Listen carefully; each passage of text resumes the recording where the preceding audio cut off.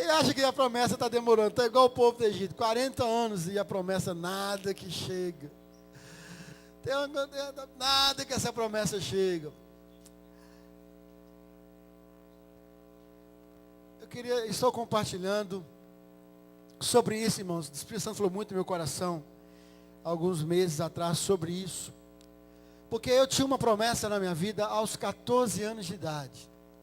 E até os 27 anos de idade, eu nem via cheiro dessa promessa. Nem imaginava que ela ainda existia. Só que eu estava fazendo tudo que eu não devia para que essa promessa seja cumprida na minha vida. Então foi necessário que alguém me orientasse, para que eu pudesse viver essa promessa de Deus. Nós guardamos facilmente aquilo que nos é dito, e muitas vezes nós não lembramos e não nos preparamos para esse desafio. Deus, quando tem uma promessa para a nossa vida, logo o diabo se levanta com medo do nosso testemunho. Logo o diabo se levanta com medo, de nós testemunharmos, de nos alegrarmos. Então nós temos que preparar os nossos pés para essa batalha. Temos que preparar a nossa mente, temos que saber o que fazer. E aqui, nessa palavra de hoje, nós vamos falar sobre a promessa que Deus dá ao Egito. E nós vamos falar sobre uma outra promessa e como essa pessoa, ele conseguiu vencer. Vamos ficar de pé. Êxodo capítulo 23, verso 20. Deus promete enviar o anjo. É isso aí, confere no seu texto da Bíblia. Deus promete enviar um anjo. Eis que eu envio um anjo diante de ti, para que te guarde neste caminho e te leve ao lugar que te tenho aparelhado, ordenado ou preparado. Pai querido, é a tua poderosa palavra, que não seja num falar do homem, mas no poder do teu Espírito Santo, seque-nos no coluna de fogo e aviva o nosso coração. E quem crê, diga: podeis assentar e aplauda o Senhor aí pela sua rica e poderosa palavra. Glória a Deus.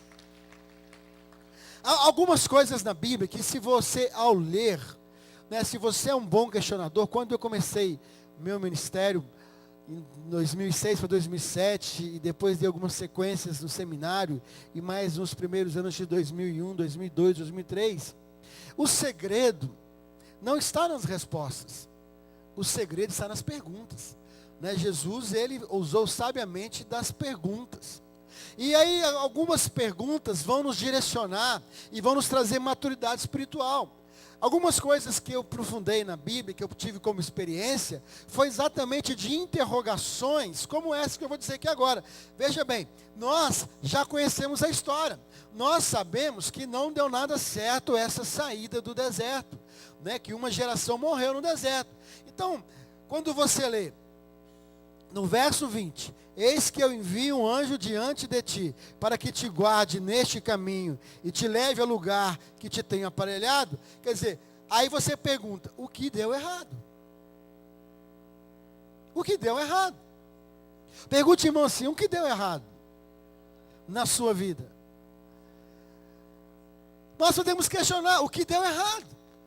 Se Deus, ele tira o povo do Egito, e aí aqui ele fala que colocaria um anjo à frente dele, para que o guardasse e o levasse até o caminho. Então a primeira pergunta é, o anjo encontrou alguém mais forte do que ele? Sim ou não? Não.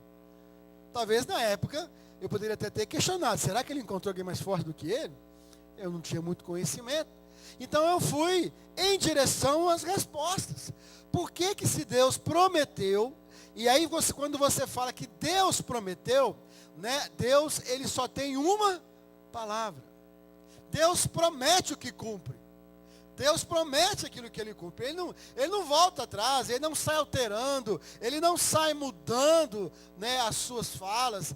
Se Deus prometeu, o que deu errado? O que aconteceu que o povo não chegou no caminho, já que Deus colocou até um anjo, talvez se colocar 2, 3, talvez um anjo é pouco. Ou seja, nos tornamos mais maduros na palavra quando nós questionamos algumas coisas. Nós passamos a entender um pouco mais da Bíblia quando nós questionamos alguma coisa. Se Deus prometeu, e eu sei que o povo não chegou lá, e eu sei que Deus, quando promete, cumpre, tem alguma coisa errada. Então talvez você, na sua vida, existe uma promessa. Há 5 anos, há 10 anos, há 1 ano, há 3 anos, há 3 meses, há 30 anos. Na sua vida tem uma promessa. Por exemplo, quantos aqui tem uma promessa ministerial? Envolvendo o ministério. Quantos têm uma promessa na área financeira? Quantos têm uma promessa no casamento? Estão guardando o casamento aí, dá uma glória a Deus aí. Quantos têm uma promessa, por exemplo, no marido, na esposa que ainda não se converteu? Então nós podemos relatar aqui vários tipos de promessa, várias formas como Deus promete, né? Quantos aqui esperam uma restauração completa na sua vida, emocional, sentimental? Quer dizer, nós esperamos uma promessa, porque o que acontece? Quando nós encontramos com Deus, como foi lá no Egito, Ele falou que Ele ia nos restaurar, abençoar, transformar, melhorar, né? Essa é a promessa. Então, normalmente, nós pegamos o texto e gravamos essa parte boa. Eis que eu envio um anjo diante de ti, para que te guarde neste caminho e te leve ao lugar que te tenho ordenado. Beleza! Oh, aleluia! Glória a Deus! Estou tranquilo, vou chegar à terra prometida. Deus colocou um anjo, eu posso ir tranquilo, descansando, posso amarrar minha cama no jegue, né, e deitar tranquilo, deixar o jegue seguindo o anjo, que eu vou chegar lá tranquilo na promessa, né, pastor Gel? Vou amarrar minha rede num canto, porque a palavra de Deus já foi dita e não tem como voltar atrás. Então, normalmente nós nos apegamos a isso. Né? Nós nos apegamos às coisas boas. Né? Por exemplo, no futebol, quando a bola bate na rede, você já sai gritando, você nem olha se o árbitro, se a bandeirinha. A gente já sai gritando, a gente se apega às coisas boas, né? Às notícias boas. Nós pegamos aquilo que é primeiro. Quando vemos notícias, você se alegra. E aí você sai. E aí você não lê o verso 22. Você não lê o verso 21. Né? Você só pega assim, peraí. Se Deus falou, se Deus já prometeu que vai me abençoar, para que ler o resto? Se a promessa de Deus é que eu vou ser abençoado e que vai ter um anjo, já tem coisa maior do que isso? Não tem. É igual assim, vou lá no churrasco, na casa do Germano. O que vai ter lá? Vai ter uma picanha. Não quero nem saber o resto. Começou pela picanha. É ou não é? Você já pergunta uma coisa. Ah, vai ter lá uma carne moída. Não, carne moída não. Fala o próximo aí. Ah, vai ter um macarrão. Não, macarrão não. Vai ter... Aí você quer subir. Mas quando você já começa pelo que é muito bom, então a tendência é você nem perguntar o que vem depois. E interessante que aqui Deus já começa lá em cima. Deus já começa no muito bom. Eu estou prometendo que vou colocar um anjo que vai conduzir vocês. Aí você fecha a Bíblia. De manhã você levanta, Márcia, num devocional, para falar com Deus. Aí você abre a Bíblia em Êxodo 23, capítulo 20. E aí você lê, você está cansada, você está ansiosa com uma coisa que vai acontecer, e você não sabe. E aí quando você lê o verso 21, eita glória a Deus! Deus tem promessa na minha vida. E você fecha a Bíblia, e você chora, e você canta o hino a Deus, e você se alegra. E aí você vai embora para casa, ou vai para o seu trabalho, ou vai para o desafio. E aí chega no final do dia, não aconteceu. Alguma coisa deu errada. Aí mais ou menos é aquilo que nós falamos dos remédios, né?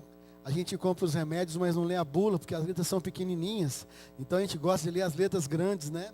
Não lê as letras pequenas. E aí, põe para mim na tela aí, pastor Elton, olha para você ver. Olha a importância da sequência. No verso 21, ele fala, guarda-te diante dele e ouve a sua voz. E não o provoques a ira, porque não perdoará a vossa rebelião, porque o meu nome está nele. Mas se diligentemente ouvires a sua voz e fizeres tudo o que eu disser, então serei inimigo dos teus inimigos e adversários dos teus adversários. O texto já não é... o texto já não soa mais como aquela promessa. Porque no primeiro momento, Deus está dizendo que vai fazer na sua vida, e Ele não pede nada em troca, Ele não pede uma prestação de contas, Ele não fala que você tem que fazer nada, Ele só fala, eu já dei uma ordem, eu vou conduzir vocês, já coloquei um anjo lá e pronto. Beleza, nós sentimos aliviados, estamos prontos, abençoados. Mas aí, vamos para as pequenas letras, vamos para os detalhes, aí o negócio muda. Aí ele fala, guarda-te diante dele. Segundo, ouve a sua voz. E não provoques a ira, porque não perdoará. Olha para você ver, de quem prometeu estar perto, já está dizendo que não vai perdoar. Não perdoará a rebelião, porque o meu nome está nele. Mas ser cuidadoso em ouvir a sua voz. Outra versão diz, mas se escutares fielmente a sua voz, e fizeres o que ele te disser, então serei inimigo dos seus inimigos, adversário dos seus... Sabe quando você compra um negócio empolgado, e você não lê a bula, e chegar e fala, não é nada aquilo que eu queria. Aí o cara fala, não, mas aqui, tá vendo que você tem que ter. Você vai lá e compra um negócio, chega lá é 220, não sei o que, aí não funciona. Aí você volta lá, cara, não, que tá tudo escrito aqui, você não leu. Aí você fica molado, chateado. Muitas vezes nós achamos que basta Deus prometer, que pronto. Deus prometeu que eu vou ter um carro. E que eu vou abrir o porta-luva e a carteira vai estar dentro dele, de motorista.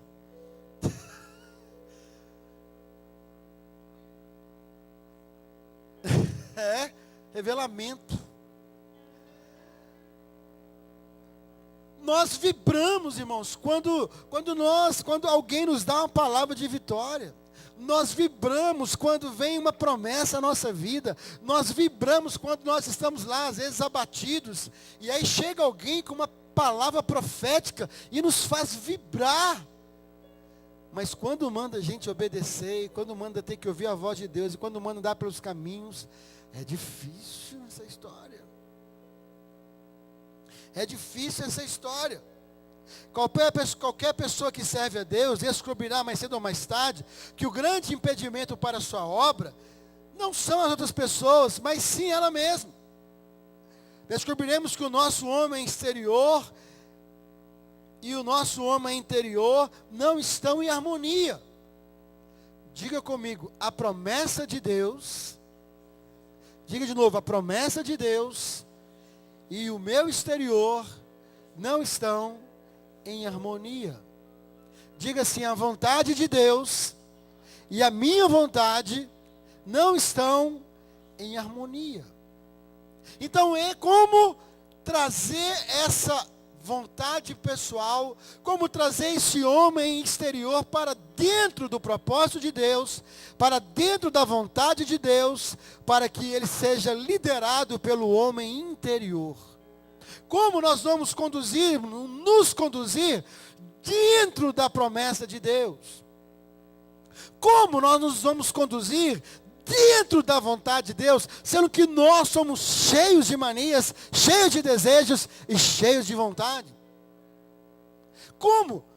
Se tem muita coisa que a gente não gosta, mas Deus faz a gente andar por esse caminho. Eu lembro de um missionário que ele entregou a vida para seguir Jesus no campo, e ele falou, eu vou ser missionário, e aí nenhuma porta se abriu para ele fazer missões. E ele tinha um problema. Ele não conseguia ver sangue. Ele não conseguia ver sangue de jeito nenhum, ele desmaiava. E aí então, pastor Elton, surge uma vaga no navio. E a vaga era de quê? Enfermeiro. Queridos, Deus começa a cumprir a promessa pelas terras das quais você nunca passaria. Deus começa a cumprir as promessas, levando você pelas terras das quais você nunca passaria. Essa é o caminho. Deus tira o povo do Egito e leva o povo a um caminho que ninguém passaria. Não o mar vermelho, porque ninguém abriria o mar. Tira o mar vermelho e vamos colocar o deserto. Como é que você planeja uma viagem pelo deserto? Sem água, sem comida. Mas sabe qual é o propósito de Deus levar você num lugar aonde você jamais iria? Porque aquilo que você esperaria que ia acontecer lá, não acontece, porque Deus está no controle. O que se espera no deserto é frio, é calor, é fome, é sede. O povo não passou frio, o povo não passou calor, o povo não passou fome, o povo não teve sede, as roupas não se desgastaram, o sapato não desgastou. Ou seja, a nossa mente não quer aquilo por causa da consequência que aquilo traz. Deus leva você por um caminho e mostra que Ele não traz as consequências, que Ele cuida de você e mostra que é o seu Deus. E aí que nós começamos a entender, o Deus que promete, Ele sustenta o caminho, Ele abre caminho, Ele faz acontecer o que ninguém espera. Ele é Deus. Então nós temos que entender que a primeira coisa que Deus quer que nós vivemos a nossa vida, é a obediência. Mesmo que seja por um caminho inóspito, inadequado, inapropriado, que você não iria, que você não entraria. E aí o grande desafio: mas se escutares fielmente a sua voz e fizeres o que ele te disser, então serei inimigo dos seus inimigos e adversário dos seus adversários. Havia uma promessa de Deus. Havia uma promessa de Deus. Mas sabe o que faltou? Faltou a promessa do povo. Havia a promessa de Deus de conduzir o povo a Canaã, mas faltou a promessa do povo: eu serei fiel até a ti, Senhor. Eu serei fiel a ti, Senhor, a qualquer custo, a qualquer momento, seja o que for, Senhor, eu estarei ali te servindo. Não houve uma promessa do povo. No primeiro momento em que eles atravessam o mar, no primeiro momento que caminham pelo deserto, eles já começam a demonstrar que não havia uma promessa, que não havia. O sentimento era que Deus estava prestando um favor para o povo. Deus, o Senhor pegou o boi de ter um filho como eu. O Senhor pegou o boi de ter um servo como eu. O Senhor pegou o boi de ter um crente. Olha como que eu sou fiel. Olha como que eu sou bom. Olha como eu amo a tua casa. O povo do Egito, eles estavam assim. Mal atravessaram o mar, já começaram a reclamar. Já começaram a sentir saudade da cebola. Quem gosta de cebola? Começaram a sentir saudade da cebola do Egito. Começaram a sentir saudade de serem escravos. Olha, nós éramos escravos, mas a gente tinha hora para comer, e tinha comida na mesa. Nós éramos escravos, mas tinha hora para dormir. A gente era escravo, mas a gente tinha teto sobre nossas cabeças. Começaram a sentir saudade. E aí, querido, como é que nós vamos? Como é que você vai? Sabe por que muitas pessoas se desanimam no Evangelho? Porque Deus faz elas andar por um caminho árido. Porque se andar só pelo caminho de rios de águas vivas, você não vai desanimar. Andar por lugares, né, bonitos, você não vai reclamar da vida. Você não vai reclamar de uma estrada bonita e verde, e que a cada 100 metros tem uma mina d'água para você para beber água. Você não vai reclamar de um caminho desse. Agora pega uma estrada para um sertão, que é só terra. Costeleta, você vai dirigindo lá. E poeira. E aí o ar-condicionado não funciona, e você derrete. E aí você escolhe ou abrir a janela e tomar poeira, ou ficar só dentro do carro. Você vai reclamar. Então, às vezes, Deus conduz você a estes caminhos para ver a tua fé, para ver se você vai cumprir a promessa de ser fiel a Ele. O povo não foi fiel a Ele. O povo reclamou, tiveram saudades do Egito. Na primeira oportunidade, sabe, irmão, paciência. Tem gente que não tem paciência. A palavra do Senhor fala que nós temos que esperar do Senhor com paciência. Moisés subiu no monte para falar com Deus e o povo não teve paciência. Diga para os irmãos assim, paciência. Olha, Jesus é um bom mineiro. Ele falou assim, eu vou ali e volto para buscar você. Já tem 2000 anos. Jesus é um bom mineiro. Eu vou ali no Pai e eu volto para buscar você. Já tem 2000 anos. 2015. Paciência. Paciência. Paciência traz o quê? Perseverança. E a perseverança traz? Traz? Experiência. E a experiência traz esperança. Tudo começa com paciência. Agora, como você espera? Porque a palavra fala aqueles que esperam e confiam. Espera e confia. Mas se espera e reclama, se espera e murmura, se espera e lamenta, se espera, você não pode.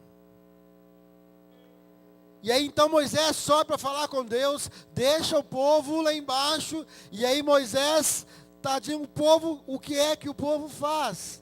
O povo constrói os seus deuses para adorar. Eu digo para alguns pastores que para muitos pastores o ministério virou um Deus. Porque se o pastor Jorge, por exemplo, vira e fala assim, fica aí parado no banco um tempo, ou espera eu te chamar, e aí passa um tempo, o pastor não chama ele entristece, ele sai da igreja, ele muda, porque não pode ficar sem ministério.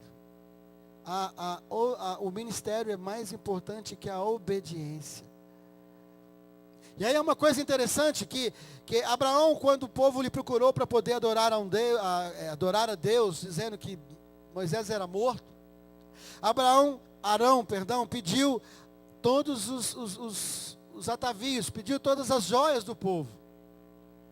E aí então deram para Arão as suas joias. E aí então Moisés, apesar de não ter adorado o bezerro de ouro, Moisés construiu um bezerro de ouro e colocou para o povo adorar. Queridos, Arão, como é que você vai adorar alguma coisa que sai das suas mãos? Como é que eu vou adorar uma coisa que saiu das minhas mãos? Olha que a ponta daquela orelha é o meu brinco, é o meu colar, é o meu anel, é a minha aliança, aquele nariz ali é da minha aliança, saiu de mim. Como é que eu vou adorar alguma coisa que saiu de mim? Sabe, tem gente que só gosta, só adora aquilo que ele faz, só adora quando canta, só adora quando prega, só vale a pregação, só é boa. Ele só consegue chegar cedo na igreja quando ele vai pregar. Ele só consegue chegar cedo na igreja quando ele vai cantar. Ele só consegue chegar cedo quando ele está de plantão no diaconato. Ele só consegue chegar cedo quando ele vai executar. Fora isso, tanto faz. O sacrifício só tem um valor quando eu estou prestando. Foi o que o povo fez no Egito. Eles adoraram alguma coisa que saíram deles. Como é que nós vamos adorar alguma coisa que sai de nós? Quando vai pregar é uma briga. Não, ninguém pode pregar, tum. Quando não é, não tem pressa não. Por quê? Porque você adora aquilo que você faz. Não há uma adoração no seu coração por aquilo que vem de Deus. O povo não teve paciência. Não teve paciência para adorar a Deus.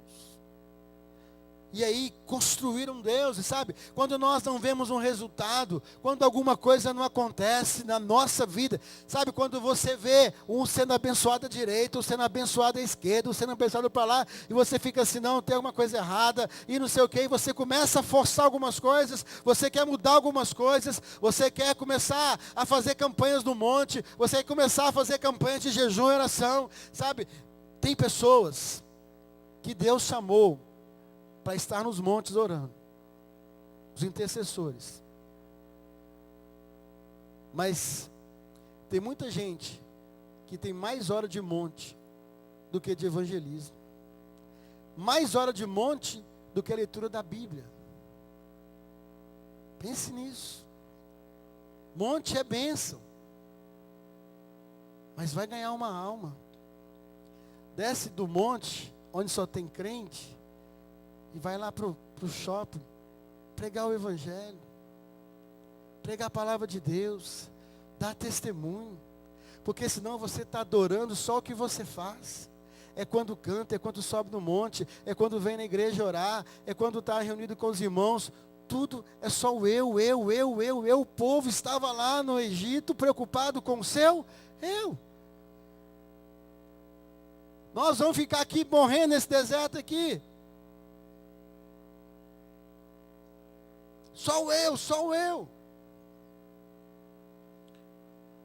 Construíram Deus e adoraram os deuses estranhos. Quando viram a terra prometida, queridos, entenda uma coisa.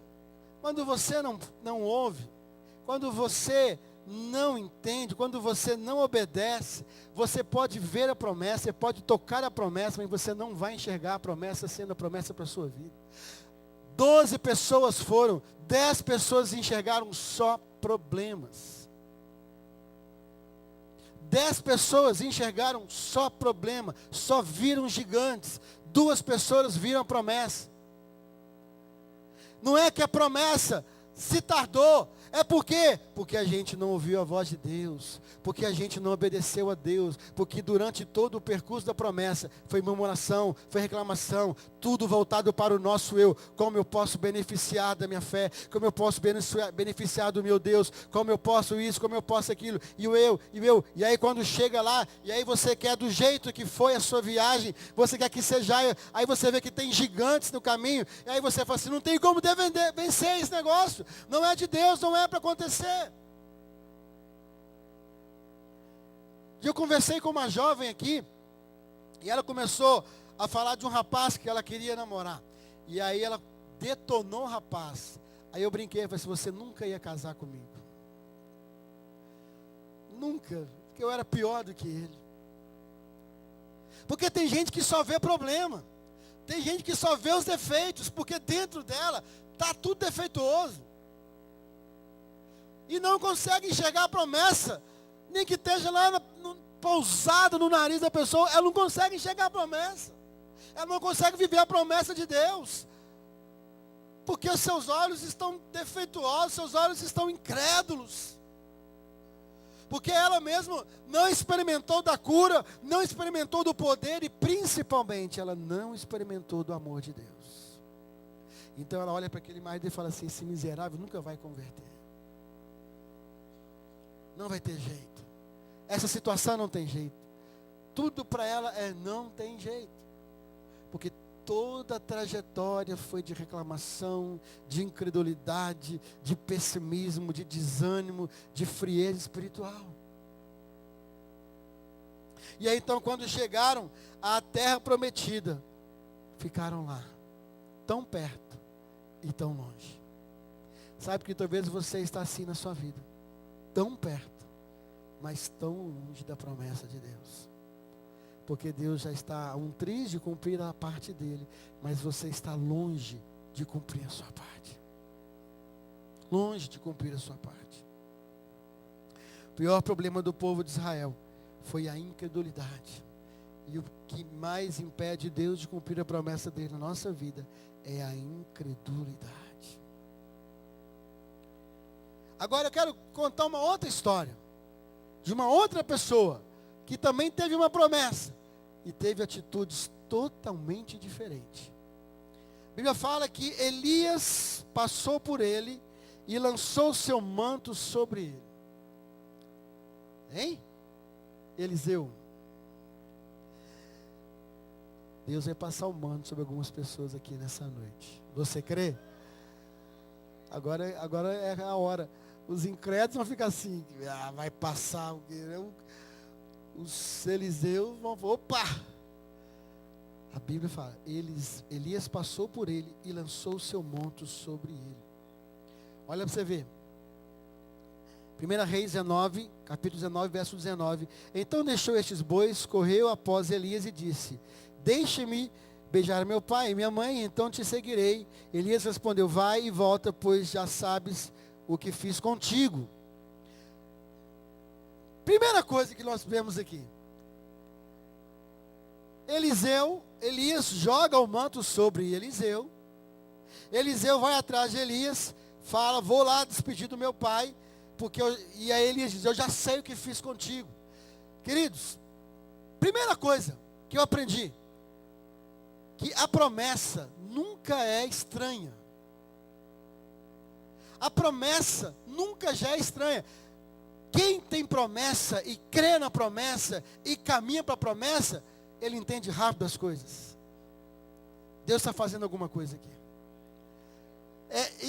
Era a oportunidade que eu esperava a minha vida inteira. Deus tinha uma promessa. Chegou o profeta, jogou o manto em mim. É aquilo que eu esperava. Não precisou falar nada. Sabe, tem gente que é de difícil compreensão. Tem gente que tem que ficar explicando 300 vezes. Tem que explicar toda hora. Deus tem que falar toda hora. Aqui, Eliseu não. Eliseu rapidamente, ele entendeu. Disse: deixe-me beijar meu pai e minha mãe, e eu vou te seguir. Voltou Eliseu de seguir a Elias, tomou a junta de bois e os imolou, e os aparelhou dos 2 bois, cozeu as carnes e deu ao povo, e as comeram. Então se dispôs e seguiu Elias e o servia. O chamado de Eliseu, sua vocação profética, as marcas que ele deixou para que nós possamos ver como exemplo. Ali no momento ali, ele entendeu a promessa de Deus na vida dele. E rapidamente, ele não olhou para trás, rapidamente, ele agiu, ele se dispôs, ele renunciou os bens materiais, ele renunciou, tudo que estava. Eliseu era um jovem, cheio de ideais, de vigor, trabalhador, ajudava seu pai a arar a terra com juntas de bois. Diz a Bíblia que Eliseu lavrava a terra com a 12ª junta de bois, ou seja, ele levava a 12ª junta de bois, e ia bem atrás tocando os bois. Era, portanto, alguém incentivador, alguém trabalhador, alguém envolvido ali na produção agrícola com seu pai. Sabe, Deus sempre chama os trabalhadores, aqueles que estão ocupados. Eliseu tinha também laços profundos familiares. Amava seu pai, amava sua mãe, os respeitavam, prestava devida honra, era um bom filho. Não usou do seu chamado para escapar dos seus familiares. Deus escolheu Eliseu e o separou para a sua santa obra. Antes mesmo dele saber, Eliseu começou o seu ministério com milagres. E nós conhecemos aí os vários milagres. E qual foi a resposta de Eliseu? Qual foi o caminho que Eliseu tomou diante da sua chamada? Quando ele viu que a promessa estava se cumprindo. Primeiro, prontamente, ele deixou o que estava fazendo e entrou para a escola de profeta.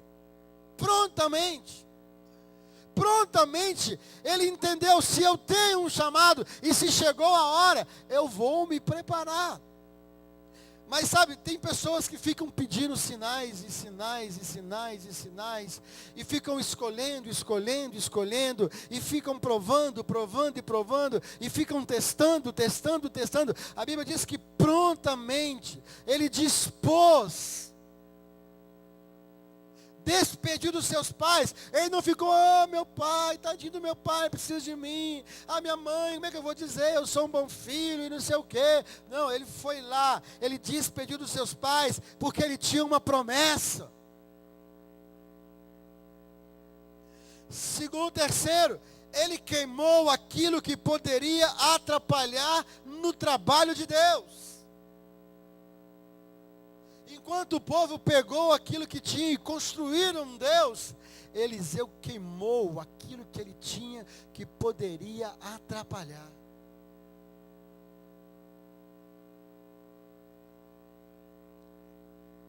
Se nós olharmos para Abraão, quando a sua esposa Sara trouxe Agar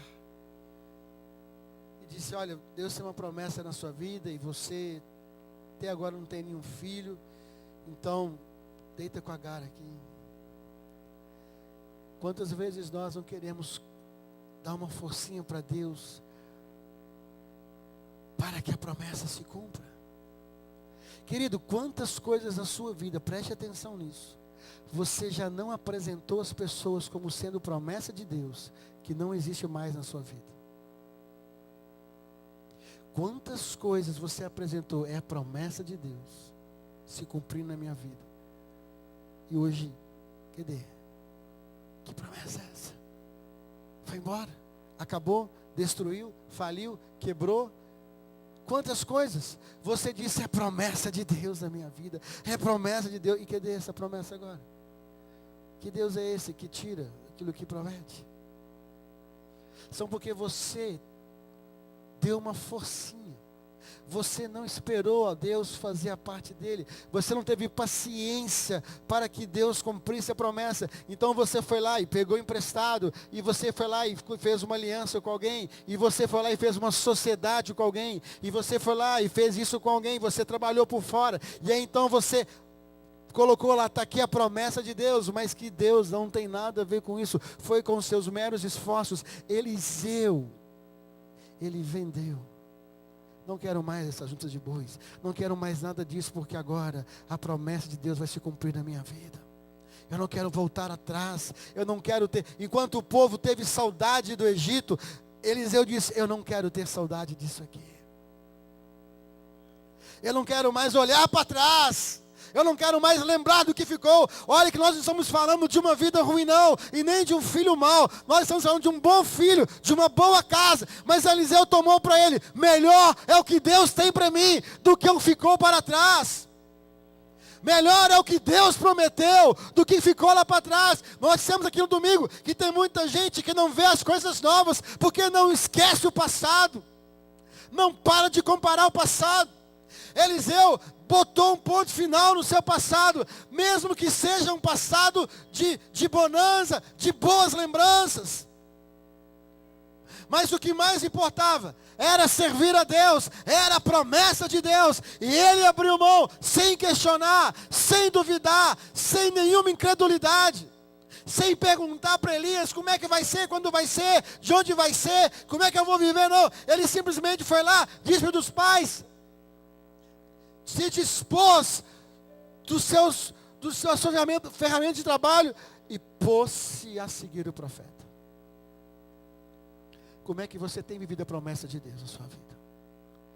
Como é que você tem vivido a promessa de Deus na sua vida? Quando a Bíblia diz para Jesus, Jesus disse para os discípulos para esvaziar os bolsos. Depois ele falou que teria que encher, mas ele falou agora, esvazie os seus bolsos para vocês me seguirem. Como é que você, querido, está acreditando que a promessa de Deus vai cumprir na sua vida? Se você está cheio de ideias e projetos e você não renuncia a isso para seguir a Jesus. Você não dá a oportunidade para um milagre. Eu lembro de um caso de um jovem, hoje ele é pastor. E uma vez nós conversando, ele sempre reclamando das suas finanças, reclamando das finanças, que não tinha casa, não tinha nada. E aí eu perguntava, como é que é as suas finanças? Não, lá em casa até 1 centavo é controlado. E eu falei assim, aonde é que entra o milagre? Ele falou assim, como assim, pastor? Onde é que entra o milagre na sua vida? Não entendi. Não, como é que Deus vai fazer um milagre na tua vida se você controla tudo? Sabe, nós queremos viver um milagre de Deus, nós queremos andar sobre as águas, nós queremos o sobrenatural, nós queremos que as coisas aconteçam, mas nós queremos controlar tudo também. Nós queremos segurança em tudo.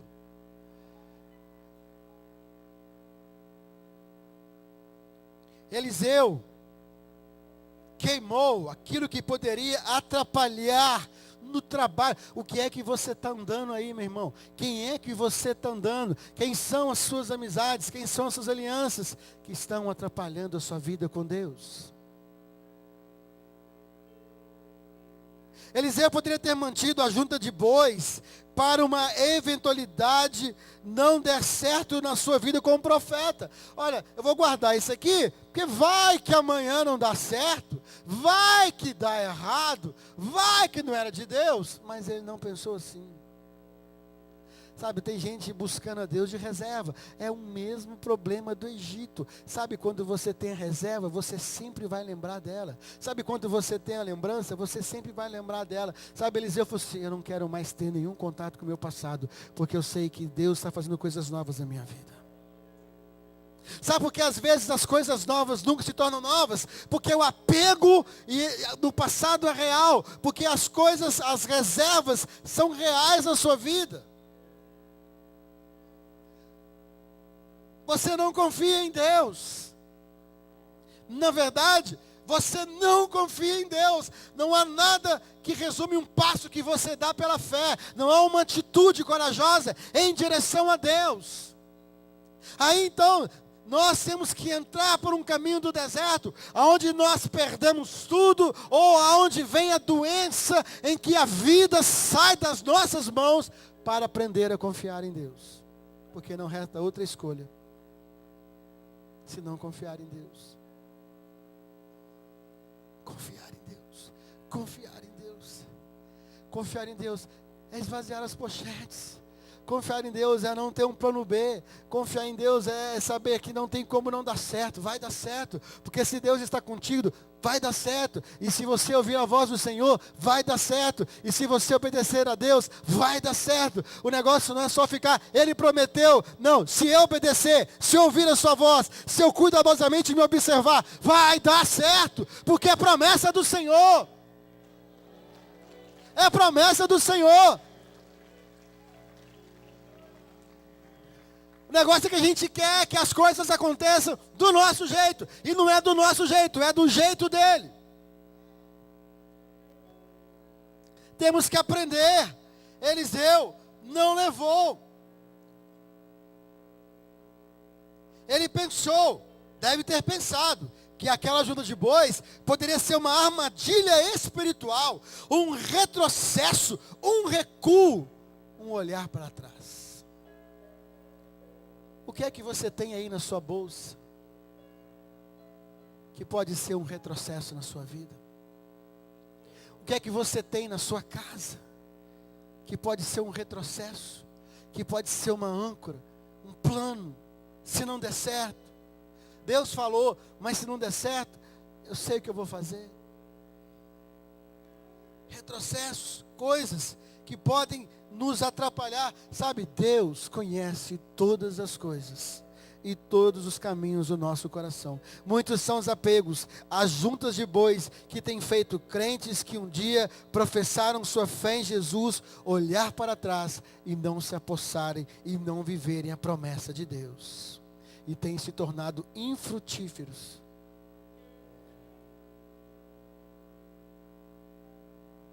É só olharmos os exemplos daqueles que recuaram e olharam para trás, como a mulher de Ló que olhou para trás. O povo de Israel olhou para trás, lembrando dos pepinos, dos melões, das cebolas do Egito.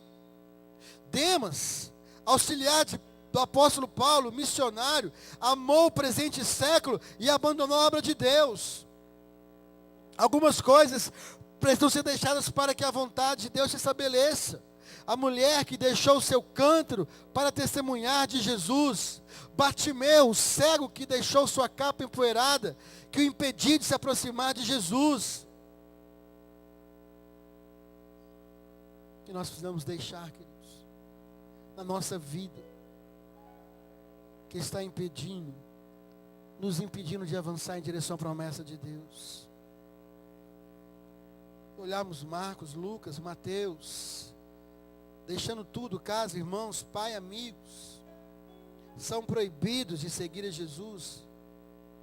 Mas os que valorizam segurança e conforto acima do Senhor, os que dão preeminência às coisas materiais acima do Salvador, os que olham para trás, para a vida velha, Cristo não aceita soldados de verão, ou discípulos turistas em sua casa, ou quente ou frio. Eliseu saiu de sua vida de vaqueiro para fazer uma grande obra. Ele acreditava que iria fazer uma grande obra. Ele ainda era apenas uma promessa. Ele apenas estava seguindo o vácuo. Mas ele acreditava, eu vou pedir unção dobrada. Eu vou pedir unção dobrada.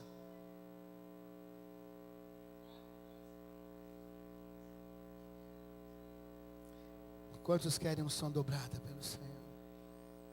Estão dispostos a largar tudo?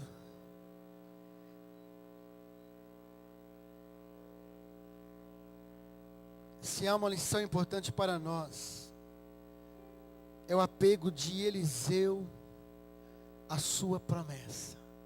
Entenda isso, Elias, Juliana, não era um homem para Eliseu. Quando Eliseu olhava para Elias, era a promessa. Eu tenho que seguir a promessa. Cada um sabe o que tem que fazer. Cada um sabe aonde o seu nariz aponta. Cada um sabe a sua renúncia. Cada um sabe aonde dói mais a pedra no sapato. Cada um sabe aquilo que Deus requer dele. E aquilo que requer dele não tem nome. Aquilo é uma promessa, diga promessa. Então Elias era a promessa. Então Eliseu, ele pega um apego pela sua promessa. Ele se torna ambicioso pela sua promessa.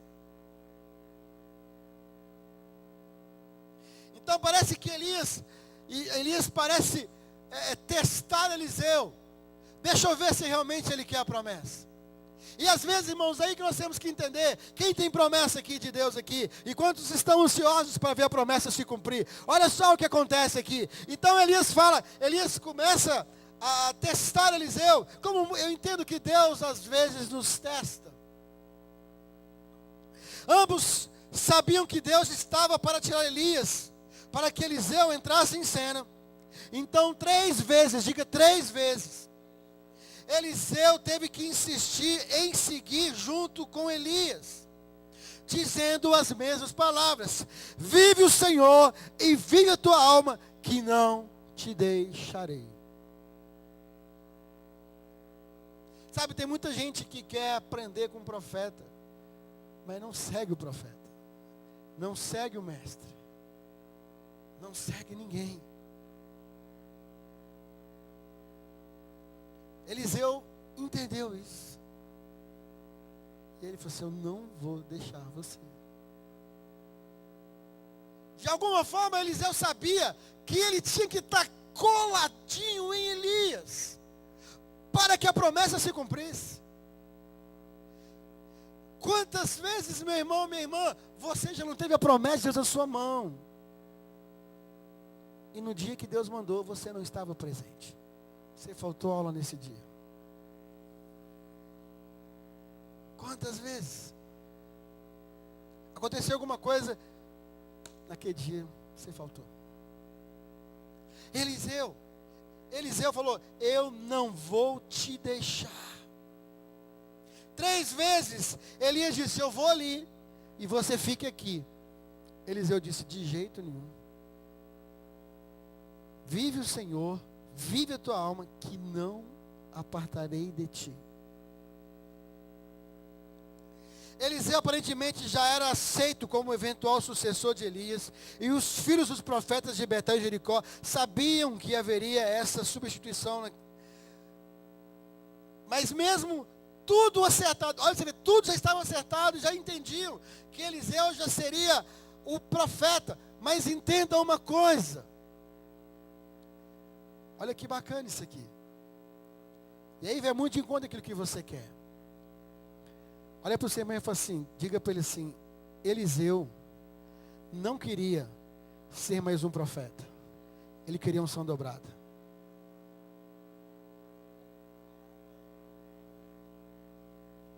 Eu não quero ser só mais um profeta. Eu não quero ser só mais um pastor. Eu não quero ser mais um crente sentado em banco e poder ser na igreja que não dá fruto. Eu não quero ter uma ideia que todo mundo tem. Eu vou ficar de olho no meu mestre, porque quando ele for falar, eu quero unção dobrada. O que é que você quer, meu irmão? O que é que você quer na sua vida? Ele poderia dar, é igual muitos pastores. Infelizmente, muitos líderes que vêm para receber unção no altar. Não, eu vou todo culto, eu não sei o que, promete um monte de coisa. Depois que recebe a unção, cadê? Depois que recebe a unção, está sempre ocupado, está sempre não sei o que. O negócio é estar aqui, é o status, é aparecer na foto.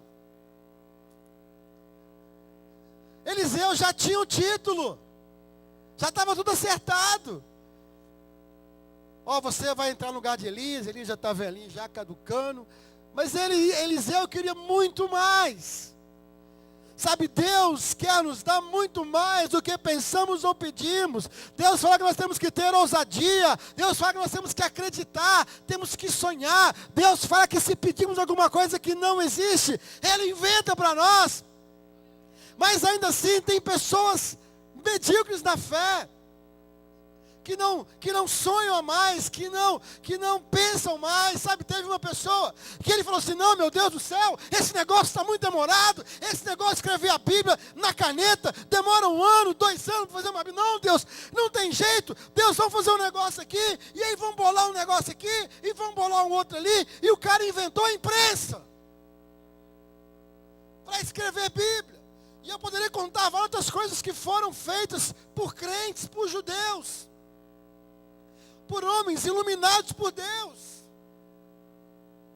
porque eles foram além, como Eliseu foi além. Ele poderia dizer, não, eu já tenho a unção pastoral, para que agora seguir o pastor Alisson? Para que ficar seguindo o pastor Jorge? Eu já tenho meu próprio ministério, eu já tenho minha própria identidade. Eu já sou para quem ficar seguindo o pastor Célio? Não, eu já sou o mestre na família, para que seguir o pastor Wilson? Não, para que ter pastor Gilberto para cuidar? Não, eu já tenho minha unção pastoral. Tudo bem. Eliseu quis muito mais do que isso. Eliseu quis muito mais do que isso. Eu já converti, eu já aceitei Jesus, e aí? Você quer ser só mais um cantor? Você quer só gravar um CD? Tá cheio de gente aí que gravou CD e cadê? Até rimou, né? Gravou o CD e cadê? Tem muita gente aí que alcança o que quer e depois cadê? Sumiu.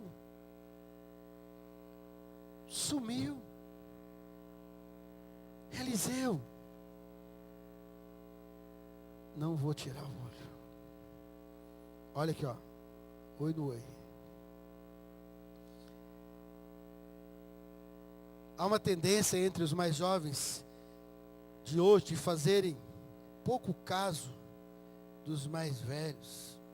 Eliseu amava o seu mestre e ficou com ele submisso até que Deus o tomasse. Foi grandemente recompensado por isso. Em 1 Reis 17:1, após atravessarem o rio Jordão, simbolicamente terminando a missão de Elias, ao afastar-se de Israel e voltar à sua origem do outro lado do rio, Elias perguntou a Eliseu o que ele gostaria de receber dele, e a resposta de Eliseu foi, de certa e inesperada, que queria que Elias lhe concedesse porção dobrada do seu espírito.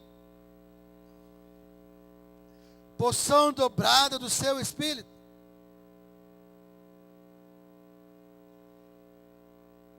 Então Elias disse, olha, eu vou subir o monte, se você me ver pelas costas, você vai receber uma unção.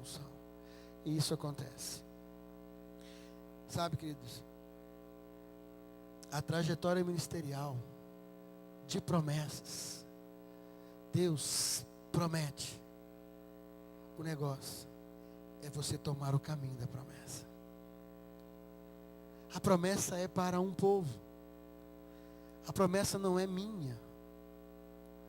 A gente tem mania de nos introduzir como se a promessa fosse nossa. A promessa não é para mim. A promessa é para o povo que resolver entrar por aquele caminho.